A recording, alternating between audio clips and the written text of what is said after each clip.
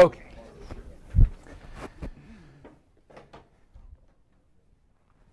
I guess we're greetings, everyone. I'm Steve Clemons, Senior Fellow and founder of the American Strategy Program at the New America Foundation. And today, despite it being a fantastic day outside, will be fun inside. It is a real pleasure that we have Brian Till here with us. Brian is a research fellow here at the New America Foundation's American Strategy Program, a correspondent for The Atlantic. When I first met Brian, we were putting together a program at the Democratic National Convention on the Middle East, and I was introduced to Brian by a mutual friend. I have got your bio somewhere, but what college were you at? Haverford. And I was told this guy's going to go out and he's just going to, just burn a trail. He's going to burn right past you, Steve. He's going to publish a book before you do, and just watch out. So, well, he was right about that because he has. And Brian is just a force out there. He's been writing for some time, a syndicated column, wrestles with ideas, networks a room nearly as well as I do. Actually, no better. And he's just been such a pleasure for us, and I'm so proud of the fact that he has, as you know, published a fantastic book titled Conversations with Power, What Great Presidents and Prime Ministers Can Teach Us About Leadership. I really strongly recommend this book. There are lots of folks watching online right now. As I've watched this book come to be and be hatched and developed at the very beginning. And before Brian gets up and begins talking about his book, I just want to share a bit of this because he came in and he says, I want to interview, I don't know how many of these came in, but John Major and Fidel Castro. I think he interviewed John Major. This is the kind of guts he has. I think he interviewed John Major and then cut him from the book because it wasn't quite good enough. But Bill Clinton and Gorbachev, and try to go to former heads of government and really sort of wrestle with them a bit and figure out what mattered from their perspective in terms of the goals and accomplishments that they wanted to set in place in terms of their legacy and what didn't.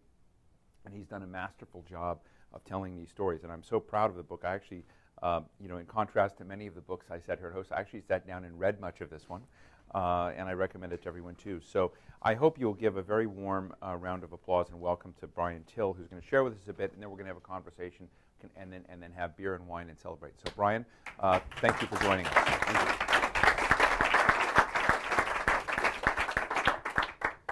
you. Thank you, Steve, for that very kind introduction. You shouldn't say that about books. Nobody's going to want to come here anymore if you admit you don't read them. They will. They'll still come here, yes. Anyway, we're going to try and do this quick so we can open it up and get to questions and such. So you're getting the abbreviated. But I want to start in June of 1990 in Oslo, Norway.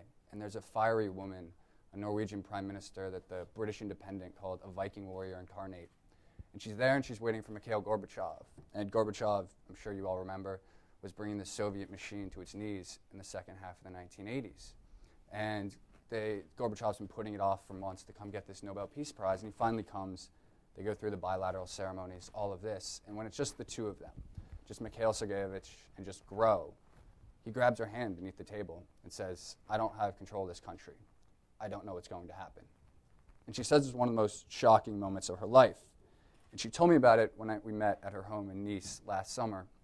I want you to hold it. I want you to hold on to that moment because it's really important for all of us. Most of us have no idea it's happening. Some of us were quite young. Steve remembers it quite well. But anyway, so I've spent...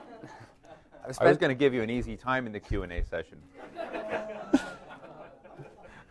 So I've spent the last year and a half really just running around interviewing these folks. And so I want to talk a little bit about what drove me to pursue it.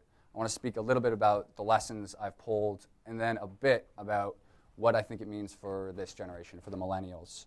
So I took what should have been my senior year off of college and just chased candidates. I followed Obama through Iowa and Hillary and New Hampshire and Edwards and all these folks. And what you realize quite quickly is that if you want to be a serious candidate, you can't say the truth. Bergen the other night said something quite good, which is that the biggest gaffe in Washington is saying the truth when you're not supposed to. So I was sort of frustrated by what I heard as opposed to what I saw in the world in front of me. And somewhere between those two conventions, between the DNC and the RNC, I'm in like a rented van full of propaganda from the New America Foundation. And I realized there is a group, though, that can speak to this, who sort of have held the levers of power. but now can be quite candid if they'd like to be.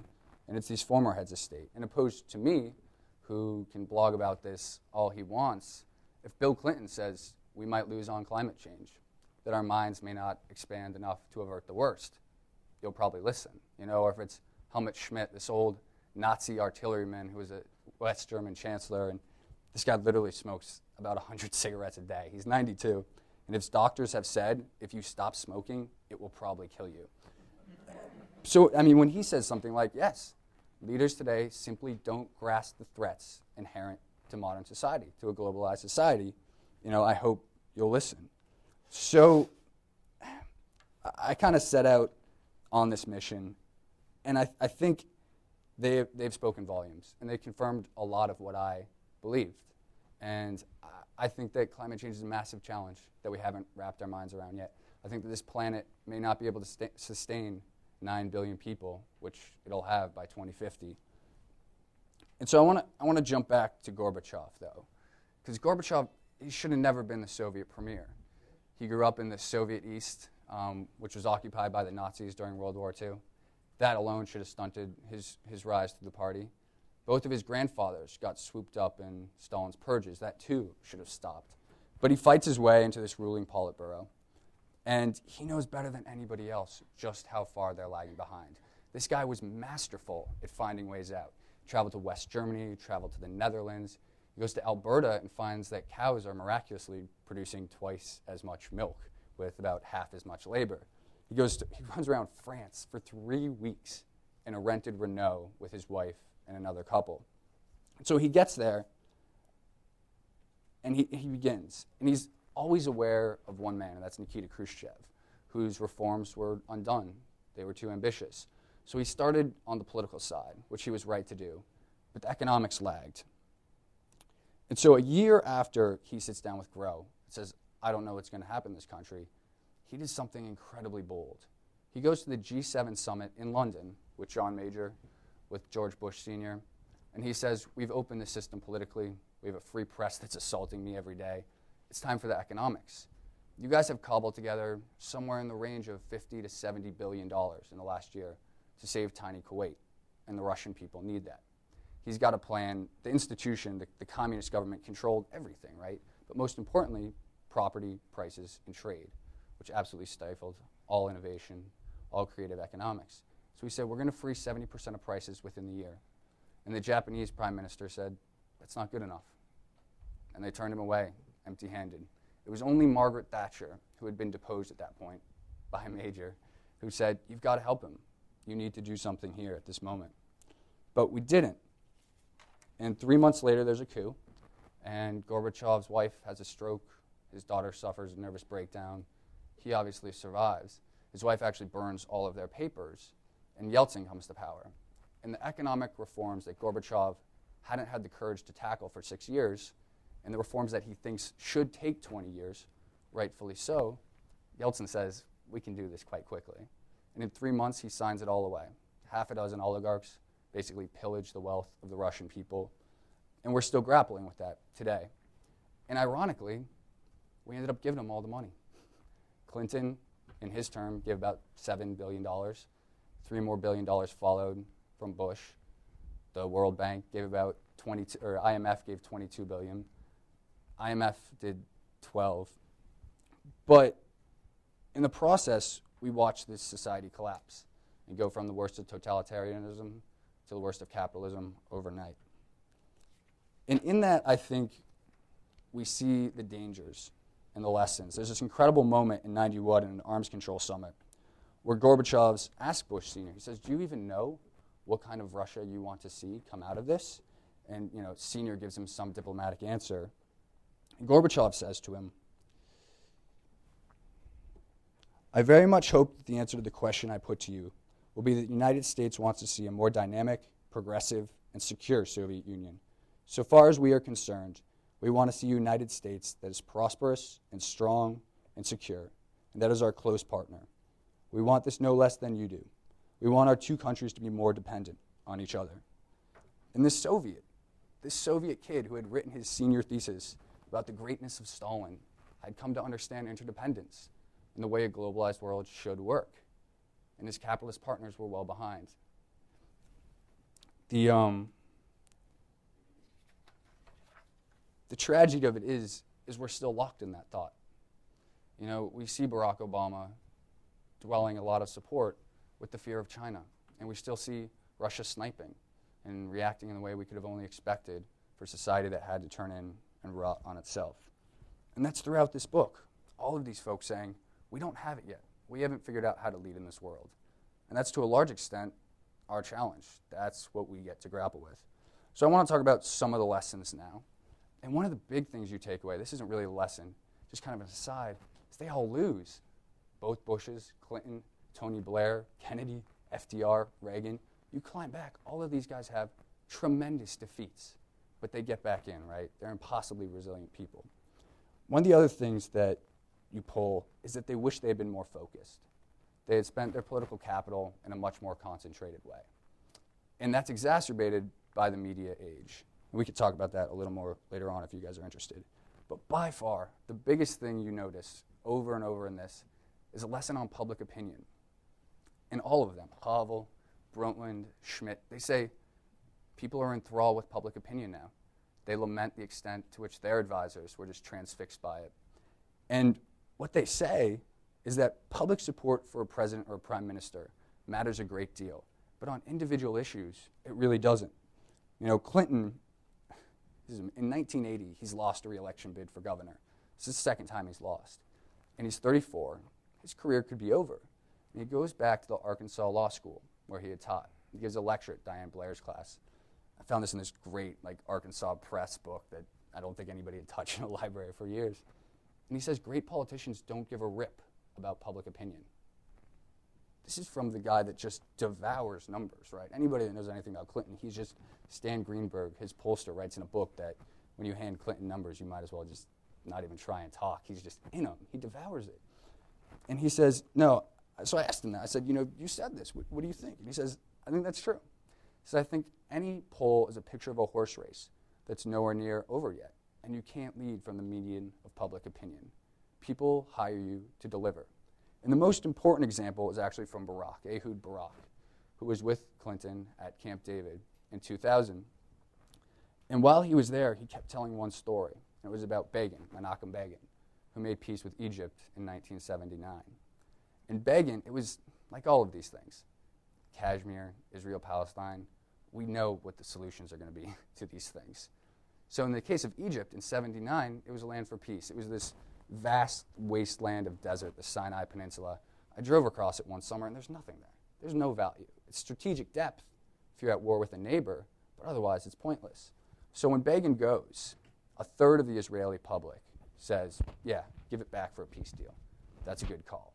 But the moment they sign that deal, as soon as it's delivered, 2/3 of the Israeli public is behind it. So for Barak, it showed the transformative nature of actually getting something done, actually being able to deliver. So while he's there in 2000, he, like Clinton, is devouring numbers. It's this incredible irony, right? But he does the unconscionable. He does it at a time when the talks are faltering. He does it under the guise of American authorship, but he offers the Christian Arab quarters of Jerusalem to give them back to the Palestinians. And at that moment, 45% of the Israeli public is behind it.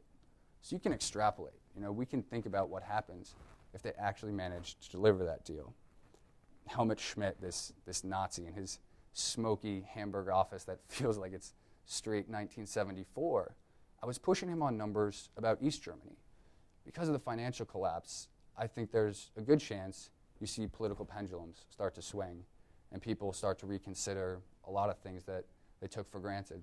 And in the GDR, or in the German East, people really lament the decline of East Germany. And I was pushing him on these numbers, and he said, it would be great for the fate of democracy if we did away with all public opinion polls. And the more you get into this stuff, the more you realize there's something to that. And if you're trying to lead from behind numbers, you don't have a chance. So a little bit about us in this. Generations and their characteristics and their attitudes do matter. I think they matter a great deal. And Danny Mandel, who some of you may have remembered when he was here, presided over some pretty cool studies we did. In New America, I don't know if anybody else has really treaded into this water in the think tank world, but what you find is that we love rules in an odd way. You say that to most millennials, and they say, "Are you kidding me? I love breaking rules." But we like structure, and we like institutions. And whereas the Gulf of Tonkin, for instance, made a whole generation say, we can't trust government, and confirmed a lot of what they thought, we didn't have that moment with the war in Iraq when a lot of people thought we would. We stay sort of resiliently attached to things that, to government, to church, to things like that. So we are going to grapple with an anarchic world, though. The last 3 summers, there's been food riots in 25 major cities around the world. 70 or 80% of the conflict in Yemen isn't about takfiris and jihadis and clans, it's about water. All of these resources are dwindling, and it's a serious, serious problem. And in an era like that, it demands decisive government that has the ability to move quickly. And I think we all feel like that's exactly what we lack. So a big challenge that we're up against is figuring out how democracy works well in this age. I asked a lot of them. I said, in a paradoxical way, has it become more difficult? You can move information around this world so quickly. In theory, that should have made democracy work quite well. But it feels like it's stalled a lot of places. And pretty much all of them say, yeah, we're seriously worried about that, except Keating. If you guys read one chapter in the book, read Keating, the very last one, from Australia. He articulates how to lead better than anyone I've come across. And he says, I don't think so. He says, I think an informed public does want change. They just don't want change at the hands of people who don't seem to know what they want. He says nobody was opposed to healthcare reforms. They were just worried because Obama didn't seem to know what he wanted. He wasn't sure of where he wanted to get to. Now, anybody that works on healthcare knows there's very good reasons that the White House didn't come out and put down a plan and get assaulted from all sides for it. But I think that lesson still stands. Kevin Rudd, he cites in Australia, he says it wasn't that people were against carbon remediation. Rudd wanted sort of Australia to lead the world into the green era, but they also export tons of coal to China. So there's that irony there. But he said they weren't opposed to carbon remediation. He didn't have a plan, though. He didn't show them exactly how to follow. Keating said it's like a streak through the crowd. If you move fast enough and with enough confidence, the crowd will always part. The moment you stop, the moment you look around, you turn into Lot's wife, a pillar of salt. So I think that's really good advice and maybe some of the best advice in the book. But we should open it up and talk about questions and things like that. Thank you all for coming.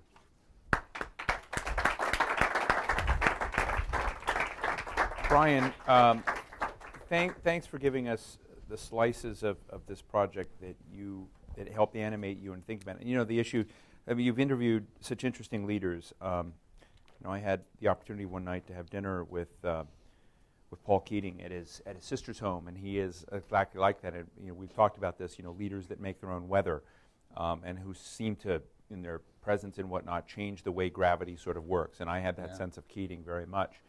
And for those who don't follow, it's one of my criticisms of leaders sometimes is whether they acquiesce to events out there or they somehow figure out how to move the pieces of the chessboard around so that they're actually driving towards a direction.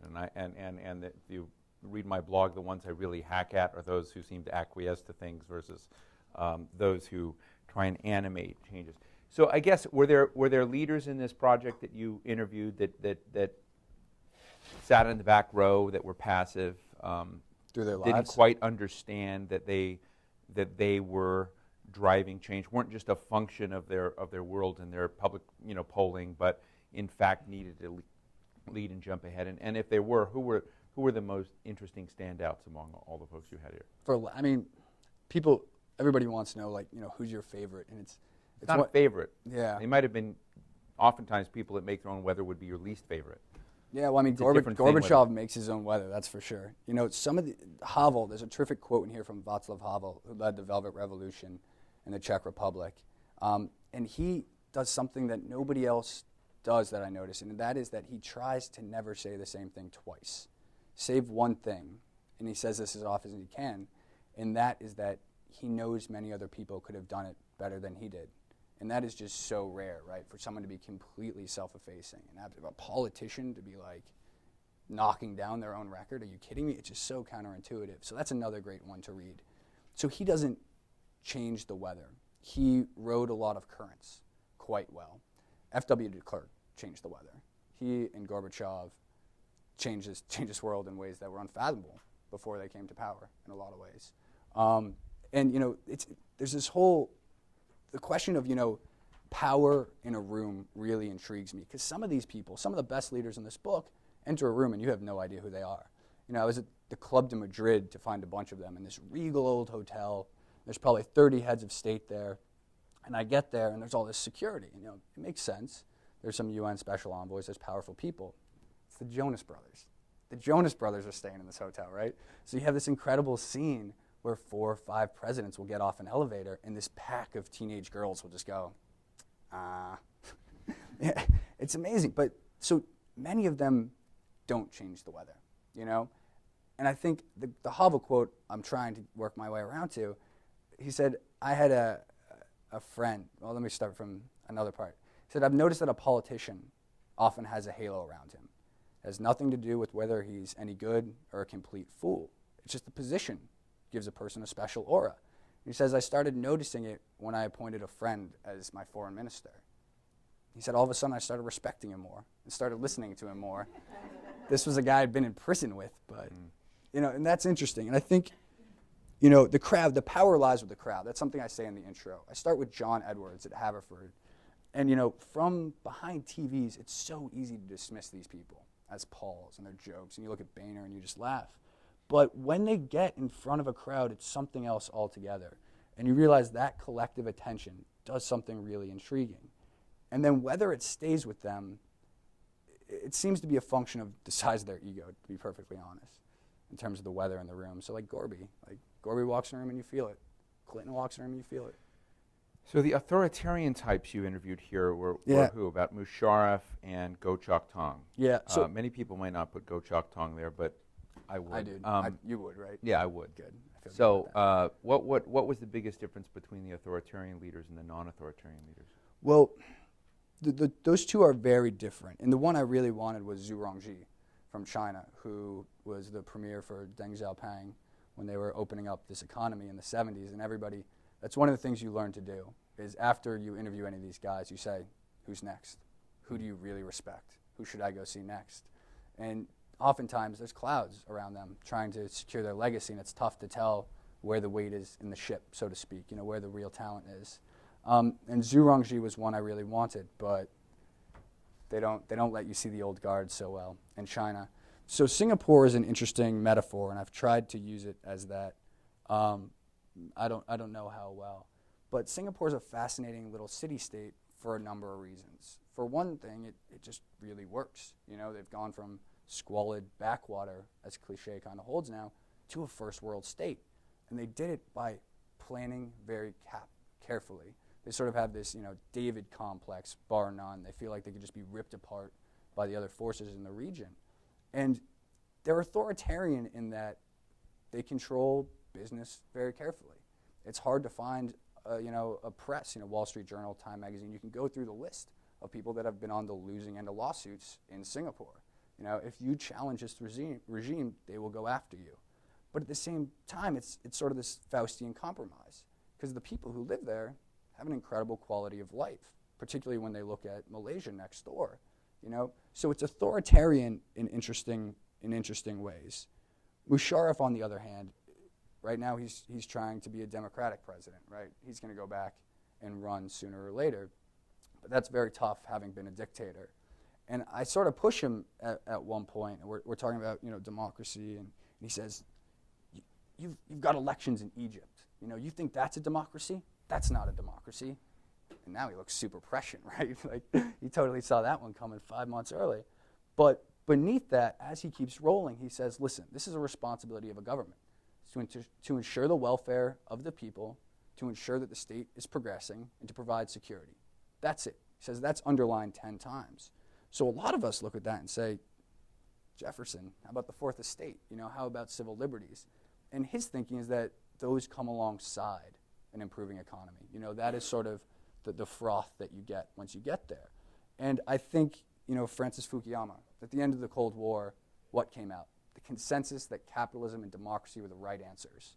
And Fukuyama writes this book, The End of History and the Last Man. This is it. We've arrived at the right answer. And that itself, that title, is a play on Marx, who thought that a communist utopia would be the end, which itself is a play on Hegel, who thought only the Prussian monarchy was how it would be. Nobody could topple that, you know? So it keeps evolving and it keeps changing. And I think we lost sight in the 90s of the very simple fact that democracy was not going to be able to deliver in a lot of places. And when it doesn't deliver, people look for something else. That's why you end up with a Hugo Chavez in Venezuela. That democracy wasn't delivering to enough people in that society, despite immense oil wealth. Did you try and interview Hugo Chavez? He's a sitting president. That's the thing. It's all I formers. see. The whole premise is formers, that once you leave, you can be honest, you know, which is a huge problem, for instance, if you want to talk to an Arab. Arabs don't leave power, right? That's just not something they're into. You know, now maybe I could go see Hosni in Sharm el-Sheikh, but maybe not. Maybe as Conversation with Power Part 2, we may, well, I guess it won't happen, but today we were possibly going to see not an Arab, but a Persian leader. I tried so hard. Leave, or Khatami. I tried very hard for both Khatami and Rafsanjani, but it was right after the Green Revolution.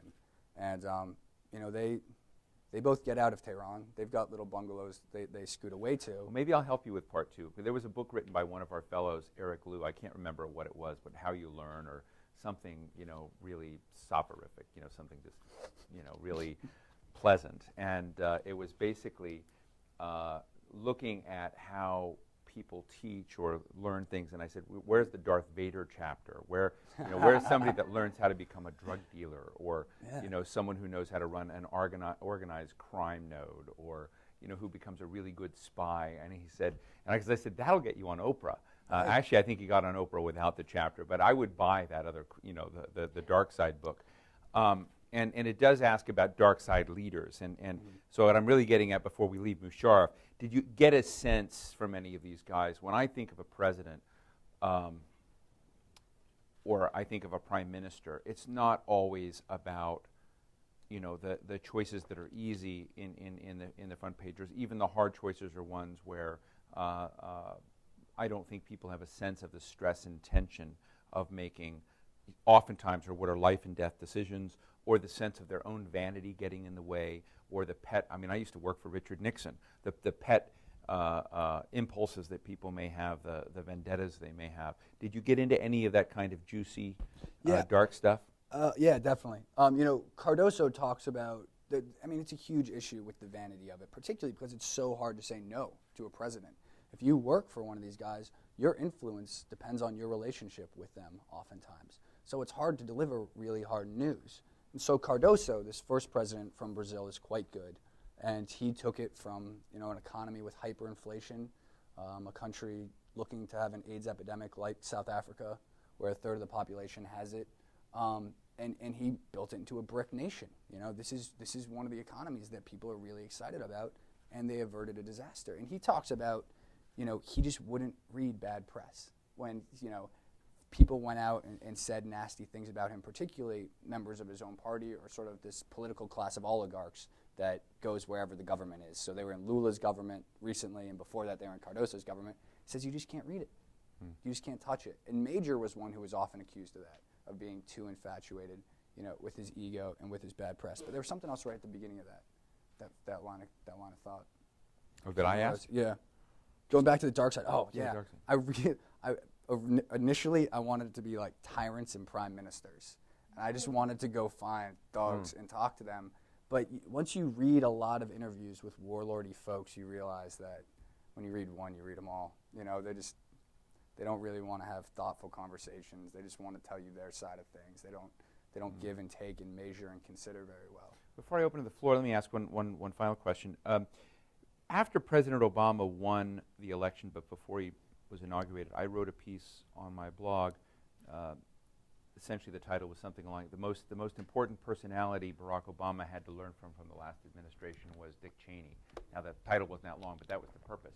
The reason I said that is that I saw Cheney as the defining personality of the Bush administration, because however it happened, whether you were dealing with an environmental issue or you're dealing with an energy or economic or national security issue, people who were appointed by President Obama or President Bush and others knew how Cheney would make a decision. They sort of instinctively had the 10-point guide that they could follow Cheney. no one knew how Bush made a decision. They didn't know if Laura Bush gave him the answers, whether God did, whether he was episodic and would bounce different decisions. He was somewhat opaque. And my concern about President Obama as a candidate, but also in the Senate, is I worry that he would not be able to convey to the thousands of people he appoints what the Obama plan to success was, except some sort of very vague, platitudinous vision of something. You wouldn't really get it. And I didn't think Joe Biden or others who I admire a lot would necessarily come out with that either. And so I think that's where we're at today. Interestingly, you've got people in the administration, but you don't really have a code book, that says here's the way you're going to focus on the environment versus other trade-offs. And do you think that's an issue? I mean, do you think my framing was wrong, was too simple? Or how would you critique, given how you've seen other leaders operate and behave? What are Obama's strengths and what are his weaknesses? Yeah, well, I mean, the first thing I would say is I wrote something similar. It wasn't Cheney, but just saying you have to be so sure of yourself. And you just have to throw yourself into the breach and have a confidence that is absolutely profound to lead in this era. And one of the things I think... You're saying Obama's not confident? He's got the swagger. I don't think he's conveyed his vision to the American people, and I think that is as big a deal as to the administration.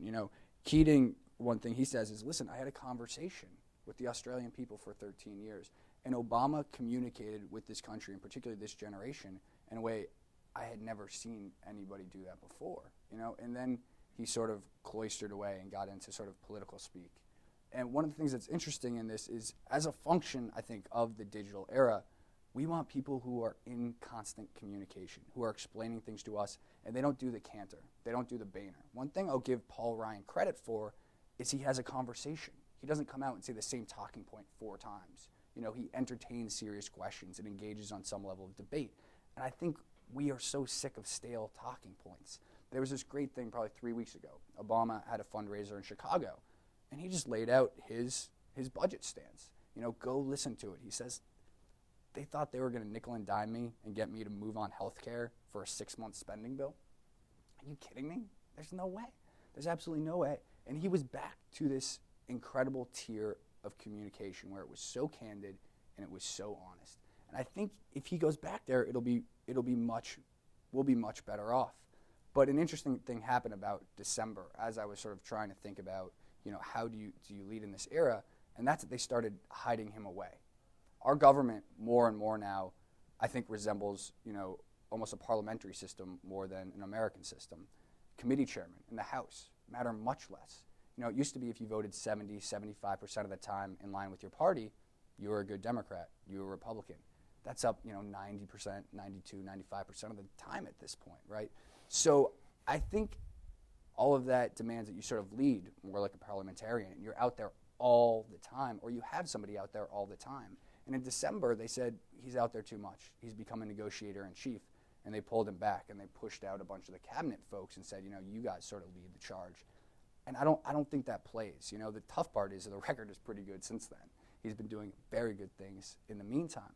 But I think as this continues to unfold, you're going to want a president who, the thing is you can do town halls. You can do all the town halls you want, and that doesn't cut through. You have to be brutally honest, newsworthy honest all the time, I think, to lead in the kind of way we need to get past these challenges.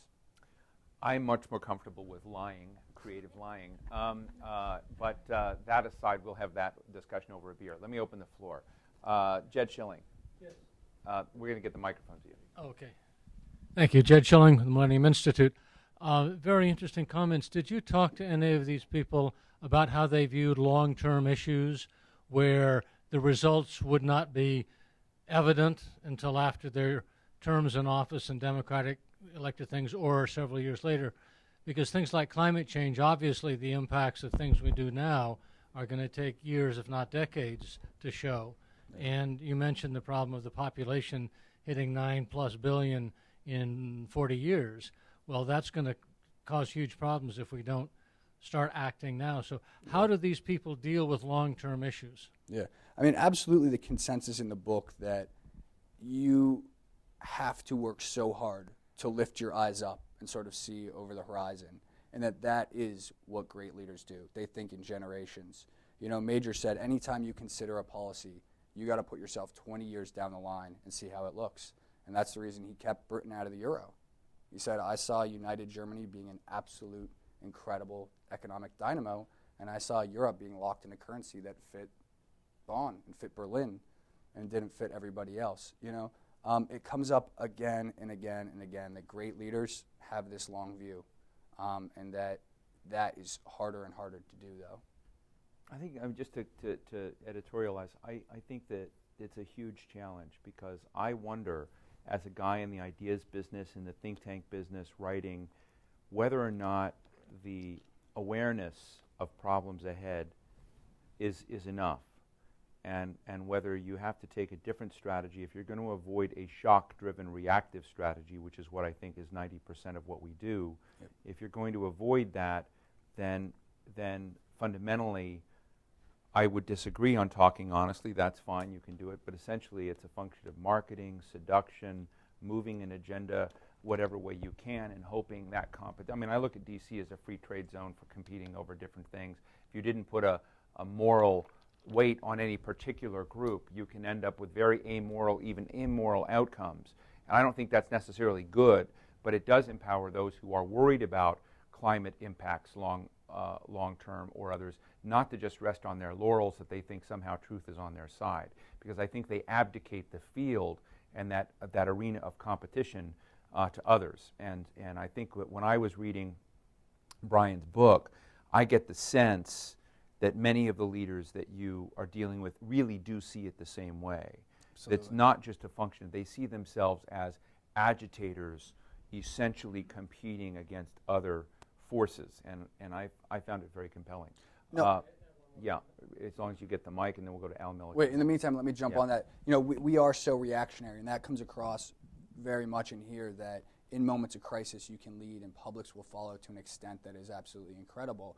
But one of the things we're also, I think, always thinking about is the fact that, Newsweek or Daily Beast does a poll, and a third of the country has no idea who the vice president is, and most people have no idea who's really controlling the government a lot of the time.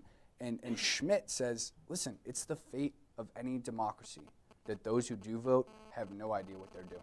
And I thought that was fascinating, because most of us are sort of the opinion, if we get people to understand, we can move in a good direction. And he's got this incredible confidence that the ship sort of writes itself, but I don't know. I don't know if I have that.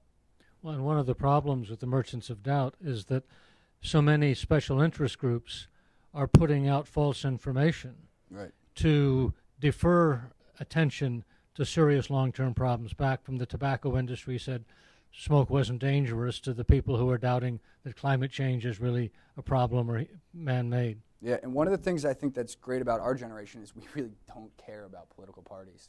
We couldn't care less. We're kind of a generation of technocrats on demand. We just want things to work, right? So hopefully one of the things we can wrap our minds around and our hands around that no other generation has been able to is that it doesn't matter if it's Koch money. It doesn't matter if it's Soros money.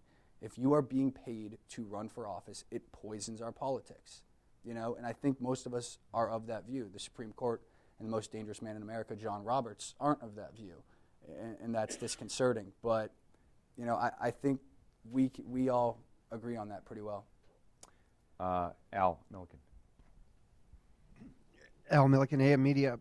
Did you get the sense that any of these leaders were hungering, thirsting, lusting to regain power, or did you think they all were resigned to the fact that time had passed? Yeah, no, I think Musharraf is quite eager to get back, and he'll run again. He'll absolutely run again, and it'll be up to the military to decide if there's utility in having him around or if there's not. Another one, Ehud Barak. He's the defense minister now for Bibi Netanyahu, and probably a month and a half ago now. It was interesting. He's of the Labor Party, right? And his Labor Party is former Labor Party, significantly weaker than it was, when he ran. And the one lever over Bibi to push him towards talks was the threat of Labor pulling out of that coalition. And about a month and a half ago, when it became clear talks were not looking good, Labor ditched, and Barak said, "I really like this job. I'm going to stay on as defense minister." And he's got all the money in the world, and he wants to be there. And I think he thinks I mean, in the last day, he said, if you say you're not going to negotiate with the Palestinians because they're not unified, and then once they are unified, you say you're not going to negotiate with them, that's untenable. And so I have a lot of Israeli friends from across the board who don't like Barak very much, but I'm a big fan. And when he says stuff like that, I'm an even bigger fan. In '99, when he's running against Netanyahu for prime minister, someone says, you know, what if you were born Palestinian? What does your life look like? The first thing they teach you in politics is you don't go near a hypothetical question. There's nothing good coming out of it. And he says, when I was the right age, I would have joined one of the terror organizations. All of his advisors are like, are you kidding me? Like, we're done for. There's no way we're going to win now. But it was just incredibly candid. And he does that every now and then. And you are just so thankful that voice exists to combat, you know, Lieberman and Netanyahu, who've said we will never divide Jerusalem. Which of the leaders, by the way, took you most seriously? They all did. Oh, okay. Did any not? I mean, You know, I asked that in a friendly way. I was so bad at this when I started. You know, it's not. There's not a. It's not a coincidence that the first 3 or 4 I did aren't in this book, right? Like. Oh, who else did you drop? Nah, we can't talk about that. I am horribly indebted to a number of people for this, but you know, I think one of the things you realize is that almost all presidential interviews you see at this point, you know, in newspapers, sometimes they're long form, but if they do, they're really edited. But more often, a journalist comes in and they say, I want you to say, if you're Gorbachev, I want one thing out of you. I want you to say something really bad about Putin and united Russia and the rollback of democracy. And that's my headline, and like the rest is filler, you know? So the idea of a transcript really appealed to them. And to be honest, I studied really hard. And I had 3 or 4 of them who said, you know me, or, you know, you've read some. And you realize that they don't run into that too often, and that's kind of depressing, but it, you know, makes you feel good. Makes you feel nice. Did Bill Clinton say, you know me? No. But No. Clinton doesn't. Clinton's the hardest interview in the world because he doesn't shut up. You know, he gets on stage. Oh, you can't say that, Till. You're live right now, by the way. He gets on a podium and he is incredible, and he is so slow and so gravelly, and then you get him one-on-one. It's just you can't get a word in. You don't have a chance. But he's just smart. He's as advertised. He doesn't sleep. He's smart. He's smart as a whip. Excellent. Other questions? Any other questions? Diane Perlman. Wait for them, Mike.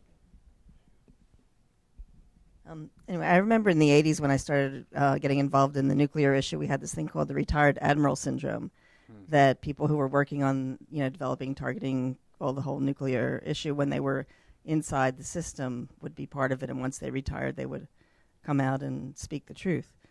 So I guess there's a phenomenon here when there's nothing to lose. So I wonder, and another thing is that, regarding public opinion, like 50% of the American public doesn't even have abstract thinking, and there's a lot of concrete thinking, and people are easily manipulated. But some people are submissive or respectful to certain authorities, and I wonder if we could do something like have wise elders or have... There's actually a great group called the Elders. It's like an association of former heads of state. They just went to North Korea, Grow and Jimmy Carter and another others, and said, listen, we are starving this population and not giving them food aid because we hate Kim Jong-il and he's a little crazy.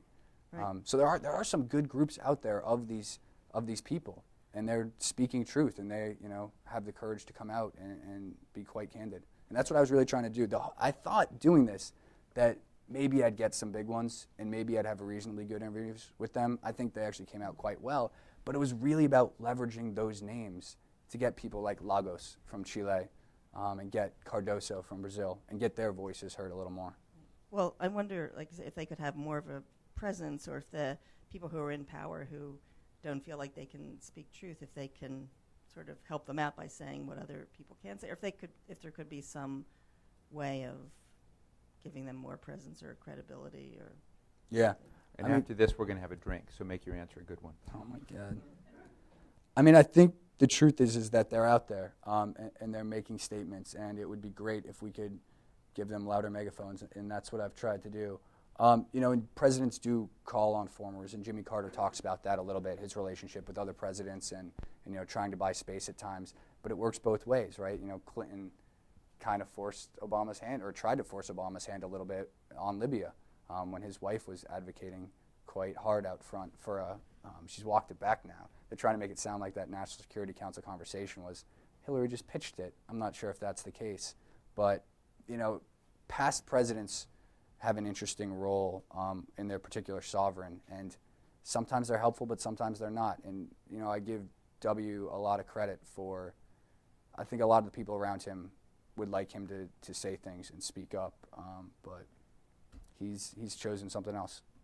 If I may, Diane, before we break for, well, I guess we've got one more question, but I want to answer this question because I think it's very important.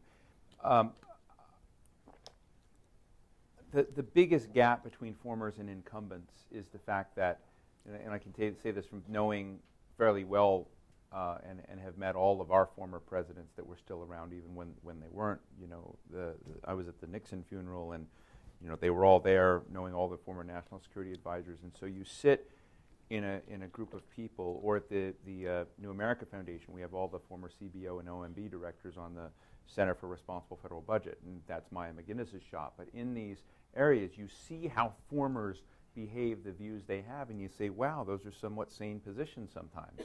And I get that. Or I did the book with Scowcroft and Brzezinski. And you realize, and I overuse this metaphor, but gravity continues to work differently if you're sitting behind the Oval Office desk. Ariel Sharon, before his stroke, had a great comment once when he was criticized for the pullout of Gaza. And he was trying to talk back to his own constituents and say, you don't get it. When you sit behind this desk, the Prime Minister's desk in Israel, there are a lot of issues you have to weigh, and you'll weigh differently. And I think what's interesting is even people like a Bill Clinton and whatnot who are familiar with that set of responsibilities, unless you're in the chair and unless the seat, you may have very different. It doesn't invalidate the importance of their views. But what I feel as a strategist that we're often stuck in are binary debates. Is someone for or against something? Are we for Afghanistan and solving its humanitarian problems and the education of women in the future, or are we against it?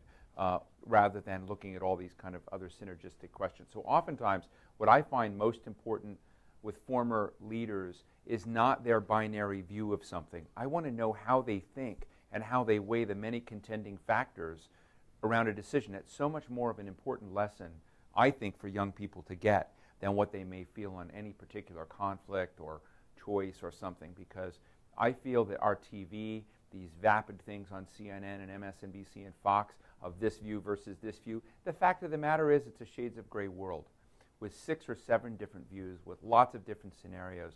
And it seems to me that we don't think in those things. Jed Schilling is here, and he runs, was it the Millennium Foundation, Millennium Project? It's really one of the best things I ever saw that really took all the component pieces of interaction from price of oil to, you know, what Brian Till was doing with his spare time, and put it into a model. So I really do think it's a hugely important issue, and that if there's anything that we should expect of our leaders is to share more of that, you know, the weighting of things. But the final question, because then I need a drink. This gentleman right here in the middle. What's that? For those of you watching online, it's the Millennium Institute. Is it still around? Oh, yes. Yes, good. Cool modeling. Anyway, yes, sir. Sorry, I just had a quick question. During your You're comments, the only name I didn't know in here, by the way. So my name is Ben Springer. Great. Just a quick question. During your comments, Brian, you sort of spoke a lot about truth and sort of referred to it as something that was sort of seemingly inherent and an unchanging fact. And I guess my question is whether you kind of alluded to the fact that these leaders might have known the truth during their tenure, but now, but didn't reveal that. And now, looking back, they can speak candidly about the truth that they knew then. And I guess my question is, from speaking to these people, do you really feel that way, or do you think that perhaps, you know, the hindsight is 20/20, and that maybe in the moment they didn't have the same perspective, and now looking back they can address things differently? Absolutely. Great. No, I think truth is very elusive, and it is a shades of gray world. And one of the things I wrote about for the Boston Globe this weekend was how many of these folks say it is so hard because of all the decisions you have to make all the time to even see the playing field, and how critical it is to carve out space and time. A hot mic caught Obama talking with David Cameron during the campaign, actually. And Obama says, you know, I've had the Clinton folks tell me you just need to have space to think and search for truth and think about all of these things in a much bigger way. And Cameron says, yeah, we call it the dentist chair or the dentist's office because they carve you up into 15-minute slots and you just pound through the day and you have no idea what happened, you know. On Steve's point about, you know, what were you talking about? I'm so sorry. I'm so exhausted. What was the last thing you said?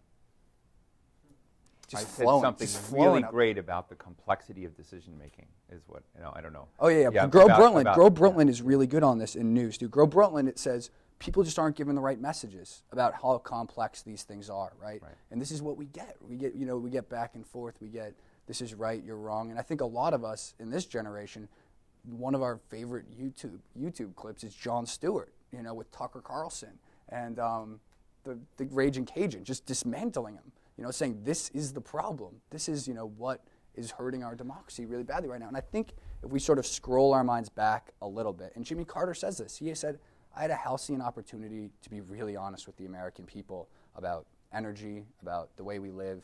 And the crisis of confidence speech, which I talk about in here, is incredible. And, you know, he wanted to put us on a course to energy independence by the year 2000, you know, and fuel standards didn't double, but they came close as a result of things he put in place. And Reagan campaigned on dismantling the Department of Energy. It's just, you know, it's brutally frustrating. But he also talked about news, and he says, if we roll back, how did people get their news in that era? 22 minutes on CBS, NBC, ABC, trusted, fact-based, important news at that point, you know? And it was that and your local newspaper, which varied in quality to a large degree. But having sort of that place to start from meant you could have a discussion, you know, meant you could actually engage with politics and ideas. But now we just start from these polls, you know? You can't even look at each other, let alone talk about politics. It's like the axiom of American culture. No politics or religion at the dinner table, right? We always find that we retreat to beliefs. People don't know enough about politics to really talk about it, so it becomes, I believe, you know? Well, I just feel we got to get good at talking about ideas and, you know, having political conversations where we're trying to learn from each other and trying to find common ground and not trying to just dismantle one another, all the Tucker Carlson. Great. Well, Brian, on this book, you did something else. I was just joking about it on my blog when I was putting up the viewing screen. And you have an endorsement here from Seymour Hersh. It said, this is a collection full of voices that have not been heard enough in America and the world. Brian Till has spent quality time with some of the most innovative and significant officials of the past few decades, and their experiences and insights are a delight to read, as well as provide an important series of history lessons. Seymour Hersh. And then on the front of the book, Madeleine Albright, former Secretary of State, writes, a challenge to a new generation to take the future into its own hands. That's a nice line. But I have not seen Seymour Hersh and Madeleine Albright agree on anything for decades. So with that, at this moment, I want to thank you so much. Please take a read, Conversations with Power. We have it outside. It's the, for somehow, I don't know how, for a first-time book writer, and I soon to be hot on your tail with my own book soon, it's very reasonably priced as well. So I hope you'll get it. And all of those outside, there's an Amazon link. So thank you very much, Brian. Let's go have some wine and beer. Thank you. Thank you all for coming. Go out to the book. Thanks.